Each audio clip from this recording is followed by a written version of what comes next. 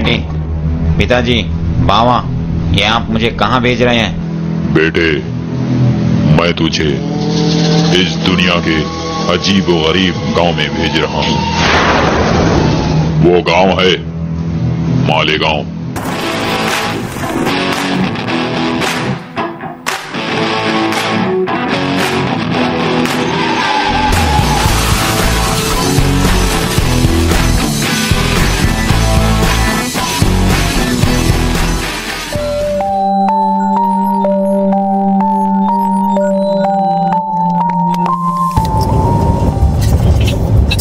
तर we are off to Malegaon.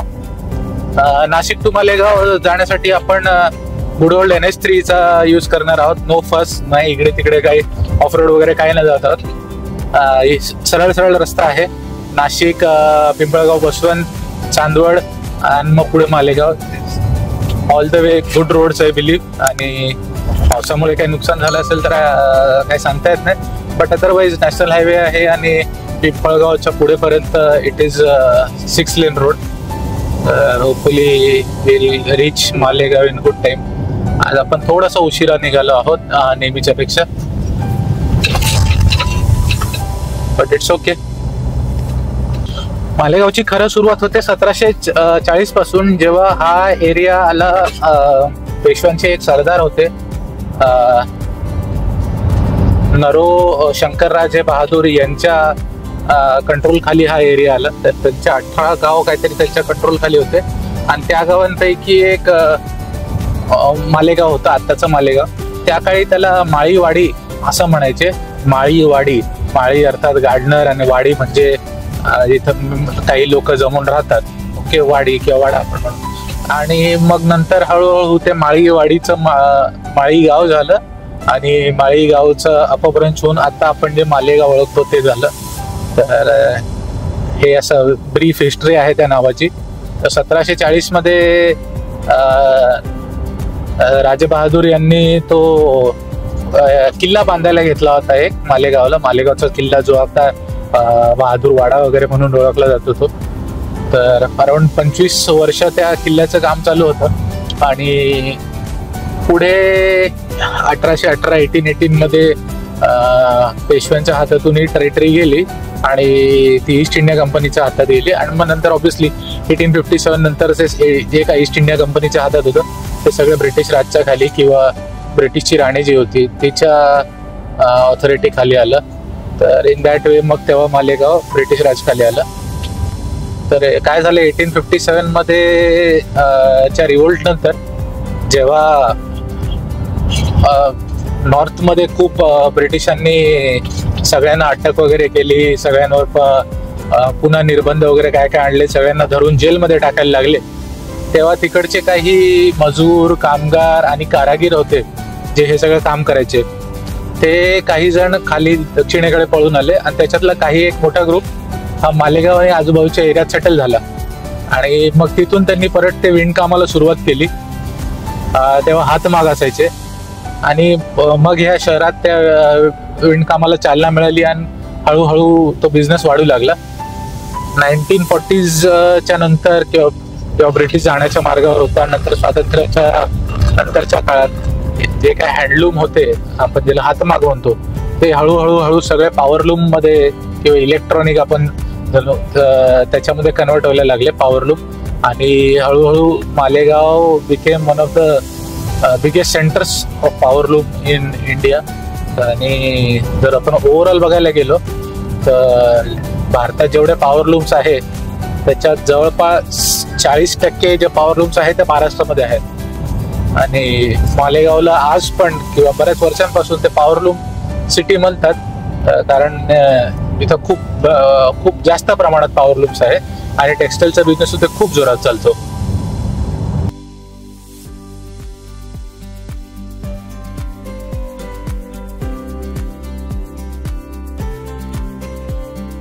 आताच आपण पिंपळगावचा टोल नाका क्रॉस केला, पिंपळगाव बसवंतचा NH3 वर.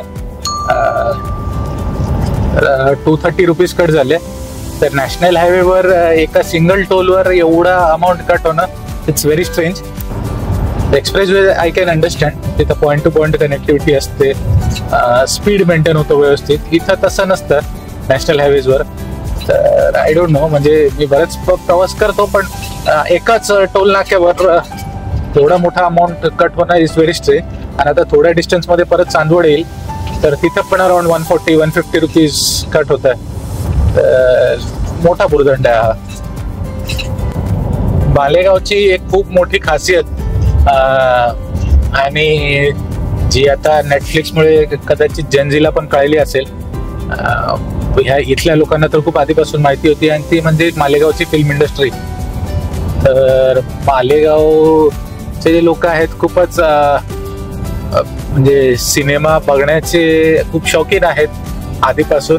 आणि मग इथल्या काही लोकांनी स्वतःचे पिक्चर किंवा मूवीज बनवणे सुरुवात केले. त्यांनी सुरुवात केली असे स्पूफ बनवण्यापासून. मोठ्या मोठ्या हिंदी मराठी जे सुपरहिट मूवीज होते त्याचे स्पूफ अर्थात विडंबन असे विडंबनात्मक मूवीज बनवण्याची सुरुवात केली. आणि हळूहळू याला चालना मिळत गेली आणि एक छोटी अशी मिनी फिल्म इंडस्ट्रीज तिथं उभी राहिली. आणि एकदमच लो बजेट मूवीज असतात, लोकल ऍक्टर्स असतात, सगळे म्हणजे राईट फ्रॉम टेक्निशियन्स, प्रोड्युसर्स वगैरे सगळे लोकलच माणसं असतात. आणि शूटिंग पण आजूबाजूच्या गावात, शेतात किंवा मालेगाव शहरात अशी होते. आणि इट इज रिअली फन. आणि याचा एक जर तुम्हाला खरंच एक जर फिल्म इंडस्ट्री काय असते हे जवळून बघायचं असेल तर Superman of Malegaon, not man, Superman नाही, सुपरमॅन म्हणजे मालेगावचे सुपरमॅन. सुपरमॅन ऑफ मालेगाव हा एक डॉक्युमेंटरी आहे, ती तुम्ही जाऊन नक्की बघा. इंटरनेटवर अवेलेबल आहे. आता कुठल्या OTT-वर आहे माहिती नाही मला, पण तुम्ही बघू शकतात.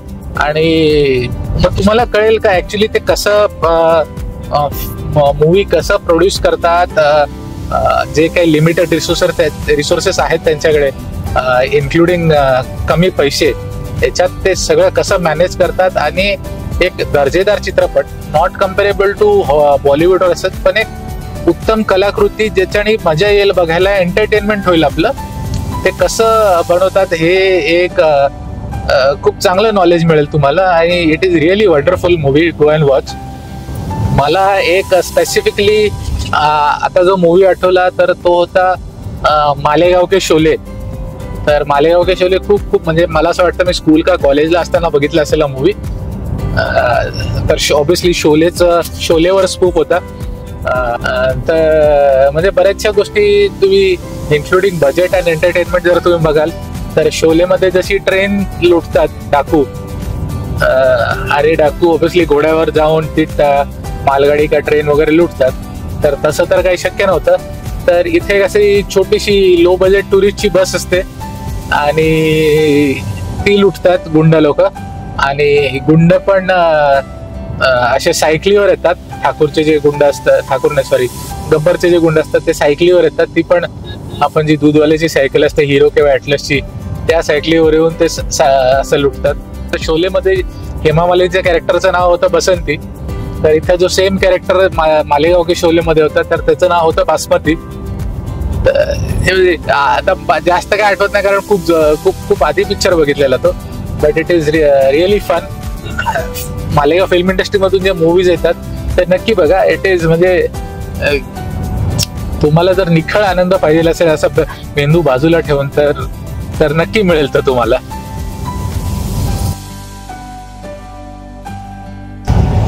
मालेगावची एक स्पेशल किंवा विशेष गोष्ट सांगावीशी वाटते, जी काही न्यूजपेपरनी पण स्टोरी कव्हर केली होती. आणि ती म्हणजे कोविड मध्ये मालेगावचे जे लोकल डॉक्टर्स होते, युनानी डॉक्टर्स, त्यांनी केलेलं काम.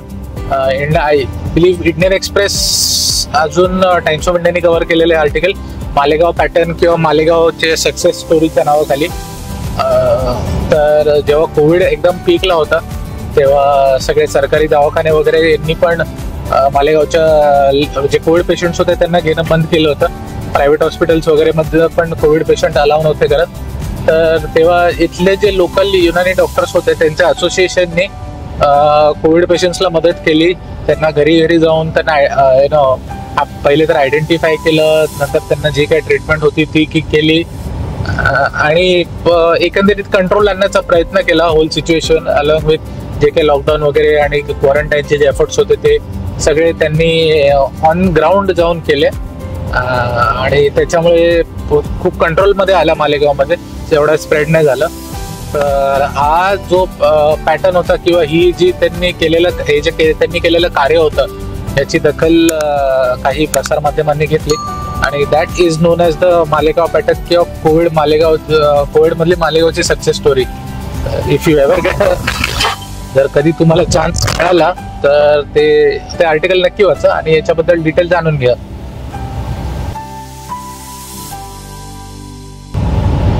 हा आता जो फाटा येतोय दॅट इज मंगरुळ फाटा.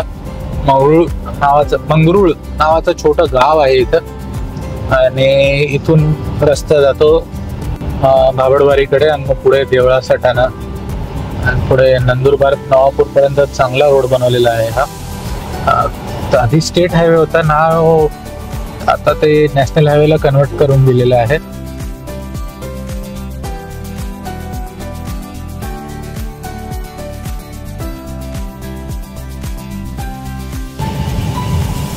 आणि हा आता याला चांदवडचा टोल नाका.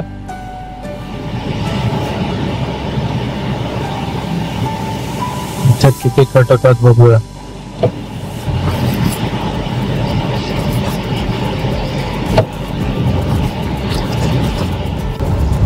तर पिंपळगावला 230, चांदवडला 165.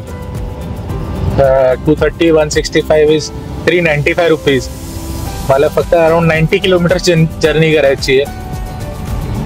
90-95 100 किलोमीटर साठी 395 rupees toll. 3.95 rupees per kilometre, that is almost 4 rupees per kilometre. एवढा तर चांगल्या एक्सप्रेस वे वर नाही आहे टोल. Very strange. लोकल लोक तर एवढा नाही भरत आहे no, but I can't help it. Just frustration काढतोय, बाकी काही नाही. चांदवडून राईटला रस्ता जातो मनमाड आणि शिर्डीला 20. इथं राईटला रस्ता जातो मनमाडला. Chandwad Manmad around 24 kilometres distance आहे. एक्सिलेंट कॉन्क्रीट रोड, 2 लेनच, पण खूप चांगल्या अवस्थेतला रोड आहे.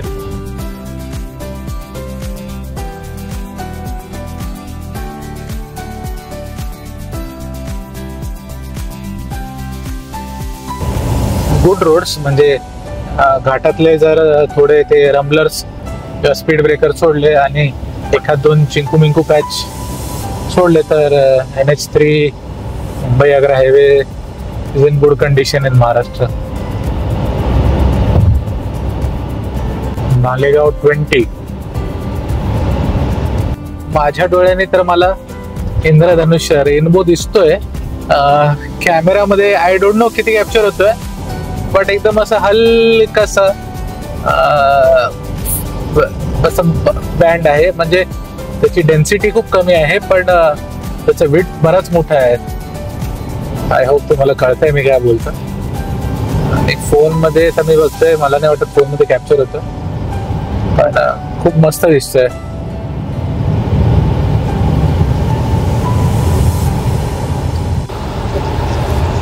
तर जो राईटला रस्ता जातो दॅट इज NH3, तो मालेगावला बायपास करून जाणार. आपण आता जुना आग्रा रोड किंवा जो ऍक्च्युअल जो मालेगाव गावातून जाणार आहे आपण त्या रस्त्याला लागलो and will continue towards Malegaon. आपण आता गिरणा नदी क्रॉस करू. मालेगाव जे गाव आहे ते गिरणा नदीच्या किनारी बसलेलं गाव आहे आणि मालेगाव शहरातून एक दुसरी नदी जाते, मोसम नदी. तर ओव्हरऑल ह्या भागात 2 नद्या असल्यामुळे पाणी खूप आहे आणि त्याच्यामुळे शेती पण चांगली आहे. इनफॅक्ट जो मालेगाव सटाणा रस्ता आहे किंवा सटाणा मालेगाव रस्ता तुम्ही म्हणाल, तिथं बरेचशा शेती ज्या आहेत त्या बागायत शेती आहेत आणि खूप चांगलं ऊस आणि फळे वगैरे खूप चांगली शेती होते. इनफॅक्ट या बेल्टचा पोमोग्रॅनेट खूप चांगल्या दर्जाचा मानला जातो. पॉवरलूम सिटी मालेगाव मध्ये तुमचं सहर्ष स्वागत आहे. A few moments later. Welcome back to the cooking table. तर मालेगाव के शोले मी तुम्हाला बोललं तसं आज आपण आलं मालेगाव की झाडी में आणि छानसा असं सेटअप बनवलेला आहे आपण. एकदम दाट अशी झाडी आहे आणि आज खूपच स्पेशल आणि दमदार असा आयटम बनवणार आहोत. मालेगावच्या लग्नांमध्ये स्पेसिफिकली मुस्लिम वेडिंग्समध्ये सर्व केला जाणारा मटन पुलाव मालेगाव स्पेशल आपण इथं बनवणार आहोत. काय काय इन्ग्रेडियंट्स लागतात आणि कसा प्रोसेस आहे मी दाखवतो, पण खूपच कमी इन्ग्रेडियंट्स नो फस असा एक मटन पुलाव आपण बनवणार आहोत. त्याच्यासाठी सगळ्यात मेन इन्ग्रेडियंट आपलं मटन लागणार आहे. तर अर्धा किलो मटन घेतलेलं आहे मी, चांगलं कापून धुवून घेतलेलं आहे. आपण गॅस ऑन करून कुकर ठेवलेला आहे. मटन आपण थोडंसं 75-80% आपण कुकरमध्ये कुक करून घेऊ आणि नंतर मग भातासोबत त्याचा पुलाव बनवूया. तर let's get on with it. पण सगळ्यात पहिले कुकरमध्ये थोडंसं तेल,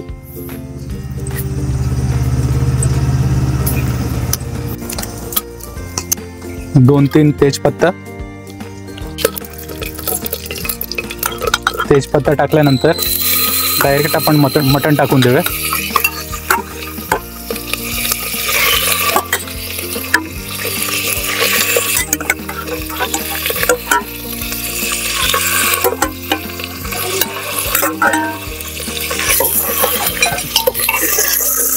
आणि मटण 2-5 मिनिटं चांगलं परतून घेऊया. त्यासोबत थोडीशी हळद,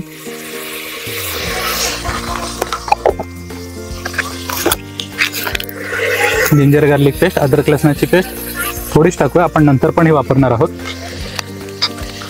आणि हलकसं मीठ, थोडंसं मीठ. आता परत आपण हे चांगलं परतून घेऊया.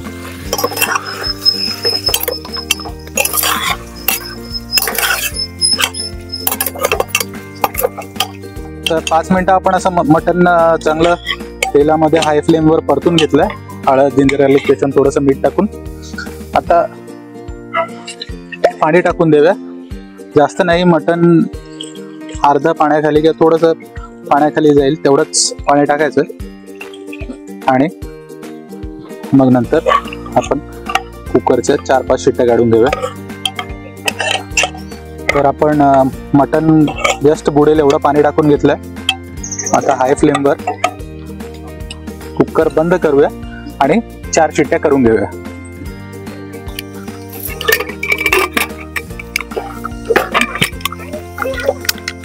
तर मटण जे आहे आपल्याला पूर्ण शिजवायचं नाही, म्हणून मी तुम्हाला 4च शिट्ट्या सांगितल्या. अराउंड 75-80% ते थोडंसं राहिलं पाहिजे. बाकीचं जे शिजायचं आहे ते भातासोबत पण थोडं शिजायला पाहिजे. जर आपण पूर्ण शिजवलं तर ते भातासोबत गाळ होण्याची शक्यता असते, म्हणून मी सांगितलं पूर्ण नाही शिजवायचं. आपण कुकरमध्ये मटण शिजायला लावून दिलेलं आहे. तोपर्यंत पुलावची काय काय तयारी, काय काय इन्ग्रेडियंट लागतात ते बघून घेऊया. खूप सिम्पल इन्ग्रेडियंट्स आहे. चला मी एकदा दाखवतो तुम्हाला. तर आपल्याला लागेल 1 मोठा कांदा, 2 छोटे टमाटे किंवा 1 मोठा टमाटा घेऊ शकतात, पुदिना, कोथिंबीर भरपूर, गरम मसाला किंवा खडे मसाल्यामध्ये लवंग, इलायची, थोडीशी दालचिनी, 4-5 आपल्याला तेजपत्ते लागतील आणि मिरची लागेल. मिरची जी आपण तिखट घेऊ आणि मधून त्याला स्लाइस करू आणि तशी मग आपण भातात टाकू. तर हे मसाले लागतील. आता प्रोसेसमध्ये कसं काय काय मसाले टाकायचे ते मी तुम्हाला दाखवेलच. तर सगळ्यात आधी कांदे आणि टमाटे बारीक चिरून घेऊया. कांदे उभे चिरले तर एक चांगला टेक्स्चर मिळेल त्याला. तर तुम्ही तुमच्या चॉईसप्रमाणे उभे पण चिरू शकतात.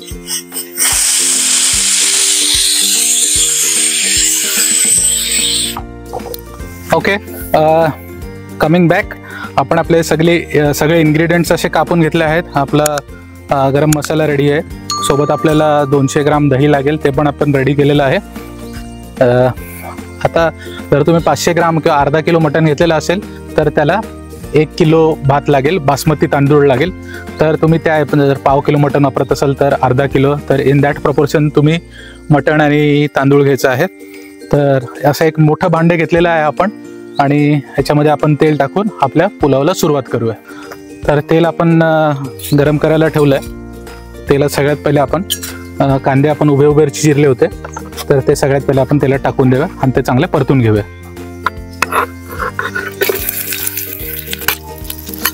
तर कांदे आपण टाकले उभे उभे चिरून घेतलेत, त्याच्यामुळे चांगलं एक टेक्स्चर येतं राईसला, पुलावला किंवा कुठल्या भाजीला पण. आपण ते हाय फ्लेमवर परतून घेऊया. आपले कांदे असे हलकेसे पिंकिश ऑरेंजिश झाले आहेत, थोडा कलर चेंज झाला आहे. तर आपण त्याच्यामध्ये अद्रक लसणाची पेस्ट टाकून देऊया. आपण मटण शिजवताना पण अद्रक लसणाची पेस्ट टाकली होती, तर 50-50 ह्या रेशोमध्ये तुम्ही अद्रक लसणाची पेस्ट टाका आणि ती पण चांगली परतून घ्या. अद्रक लसणाची पेस्ट टाकून झाली तर आपण इथं टमाटे टाकतोय. ते पण असे उभे उभे चिरले होते, ते पण चांगले परतून घ्यायचे. टमाटे चांगले नरम झाले पाहिजेत, जरा पण कच्चे नको लागायला. टमाटे आपले मऊ झाले आहेत, तर याच्यात आपण आपले जे खडे मसाले होते ते टाकून देऊया. थोडीशी दालचिनी, इलायची, लवंग आणि तेजपत्ता, आणि त्याला पण हाय फ्लेमवरच चांगलं रोस्ट करून घेऊया. तर आपण हिरवी मिरची टाकतो स्लाइस करून, तर त्याच्यासाठी लाल तिखट आपण थोडं कमी टाकूया. जर तुम्हाला तिखट आवडत असेल तर तुम्ही मिरचीचं प्रमाण वाढवू शकतात. थोडंसंच टाकूया आपण लाल तिखट. हळद,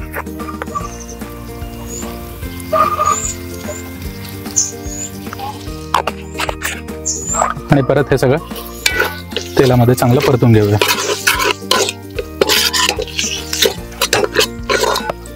आपले मसाले परततात आहेत, त्याच्यामध्ये आपण स्लिट मारलेली हिरवी मिरची तिखटवाली आहे ही, तर ही पण टाकून चांगली परतून घेऊया. सोबत कोथिंबीर आणि पुदिना.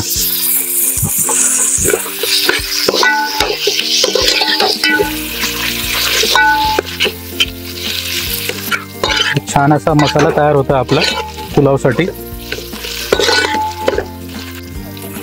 आता ह्याच्यातलं मेन इन्ग्रेडियंट जे आपण साईडला ठेवलं होतं, दही, 200 ग्राम दही.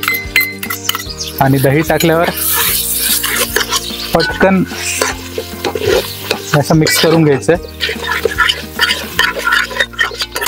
दही टाकल्यानंतर एक वेगळाच असं रिचनेस या ग्रेव्हीमध्ये दिसायला लागलेलं आहे, and which is always a positive sign.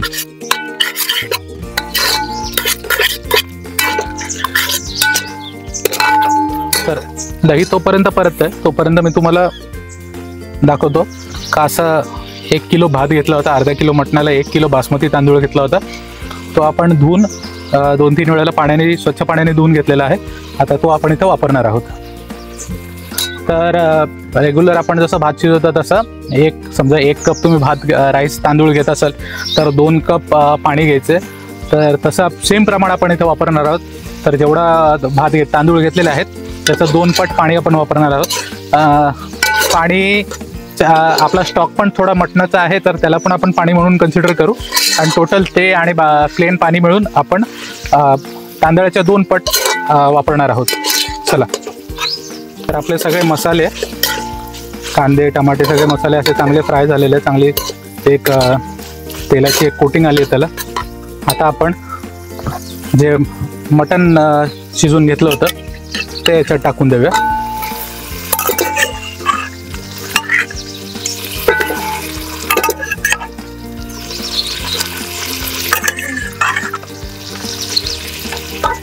आपण स्टॉक नाही टाकत आहोत, तुम्ही बघितलं असेल तर. स्टॉक आपण पाण्यासोबत नंतर वापरूया. आता या मटणाला छान आपण आपल्या या ग्रेव्हीमध्ये रोस्ट करून घेऊया. तर खूपच यम्मी दिसते. असंच सुक्कं मटण ची ग्रेव्ही असते तशा टाईपची ग्रेव्ही झालेली आहे. खूप छान दिसते. जर तुम्हाला सुक्या मटणाची रेसिपी पाहिजे असेल, तर तुम्हाला वाटतं सुक्कं मटण छान बनवूया, तर तुम्ही कमेंट करा, आपण त्याचा पण एक छान व्हिडिओ बनवूया. तर मटण जे आहे ते 2-5 मिनटं चांगल्या याच्यात परतूनच घ्यायचं आहे, म्हणजे ही स्टेप मिस नाही करायची आहे तुम्हाला. तर मटण आपलं चांगले 2-5 मिनटं रेस्ट झालेलं रोस्ट केलेलं आहे आपण याच्यातच. आता आपण जो बासमती तांदूळ जो धुवून घेतलेला होता तो याच्यात टाकून घेऊया. जर तुम्ही धुतल्यानंतर जर थोड्या वेळ भिजत घातला असेल तर पाणी थोडंसं कमी टाकू शकतात. अदरवाईज जसं मी सांगितलं 1:2 हा रेशिओ वापरायचा आहे.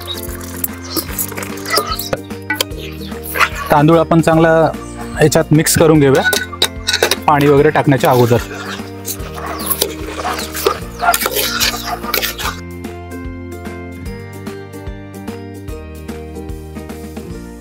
चला, आपल्या तांदळाला सगळ्या मसाल्याची मटणाची कोटिंग झालेली आहे.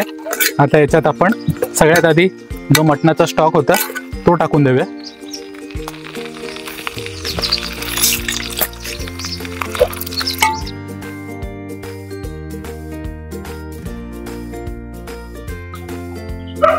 तर आता मी याच्यात पाणी ऍड करतो.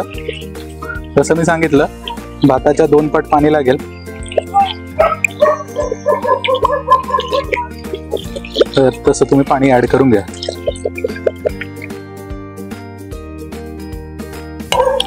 आता मी इथे एक्झॅक्टली जसं तुम्हाला सांगितलं 1:2 1 कप भात तर 2 कप पाणी तसं करायचं असतं. आता टाकून दिल्यानंतर ऑब्व्हियसली तुम्हाला ते मोजता नाही येत, तर तुम्ही तुमच्या एक्सपर्टाईज प्रमाणे तुमच्या नॉलेज प्रमाणे ते पाणी वाढवा. आपण असं पाणी ऍड करून दिले फायनल आणि हे आपण बॉईल करण्यासाठी हाय फ्लेमवर ठेवलेलं आहे. जशी आपण रेग्युलर खिचडी बनवतो भाताची त्या टाईपचं आपण बनवणार आहोत. आणि झाकण ठेवण्याच्या अगोदर ते बॉईल होण्याच्या अगोदर एकदा फायनली तुम्ही टेस्ट करून घेऊ शकतात. तर थोडंसं आपण टेस्ट करून घेऊया. टेस्टच्या हिशोबाने तुम्ही तुमचं मीठ वगैरे ॲडजस्ट करून घेऊया. तर आपण आता याच्यात मीठ ॲड करूया चवीनुसार. ह्याच्यामध्ये आपण मीठ ॲड करून घेऊया. याला एक चांगलं मिक्स करून देऊया.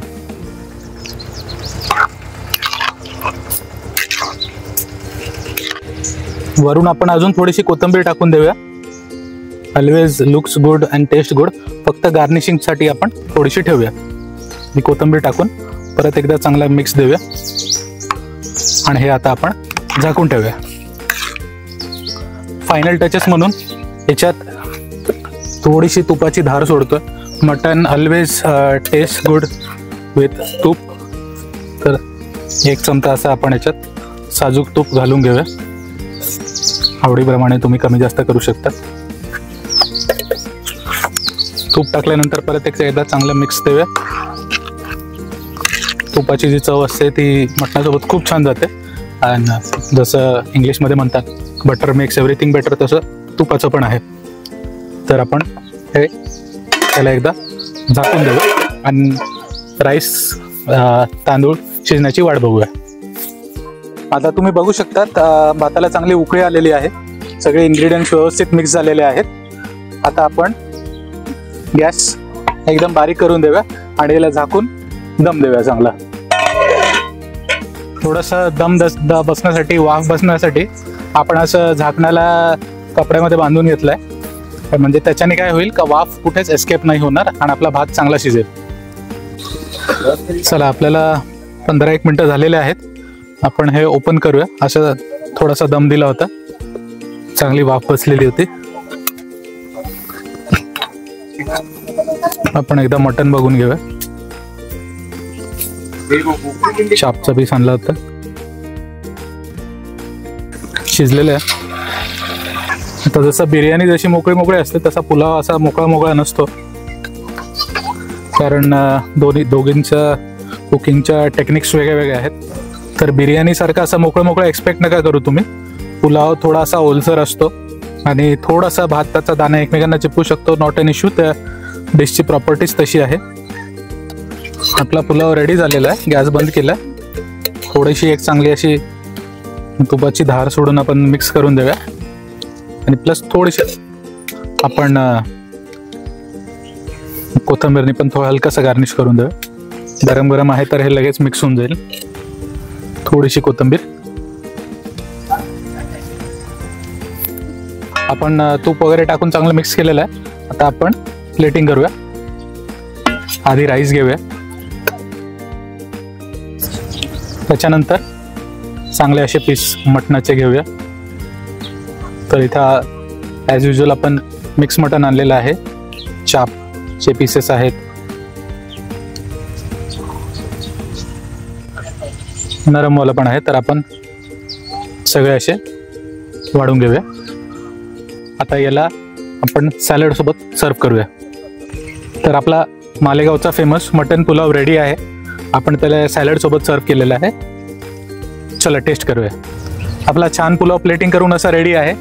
तर मी याला हातानेच टेस्ट करतोय. चलो. राईस चांगला सॉफ्ट झालेला आहे. थोडासा गरम आहे. मॅनेजेबल.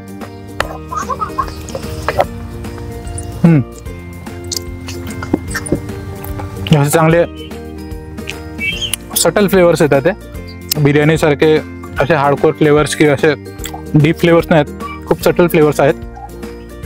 पुलाव जसा असायला पाहिजे तसा. नाईस. आता आपण एक मटणाचा पीस तोडून खाऊया. मटण असं छान शिजलेलं आहे. असं गाळ नाही झालेलं. Which is good. नाईस. आता सॅलड सोबत मी एन्जॉय करतो मालेगावचा फेमस मटन पुलाव. तुम्ही पण नक्की घरी ट्राय करा. खूपच छान लागतो. खूपच एन्जॉयबल आहे. व्हिडिओ आवडला असेल तर नक्की लाईक, शेअर आणि सबस्क्राईब करा. आणि अशाच रेसिपीजसाठी आपलं चॅनल नक्की फॉलो करत राहा. तोपर्यंत बाय बाय फ्रॉम मालेगाव.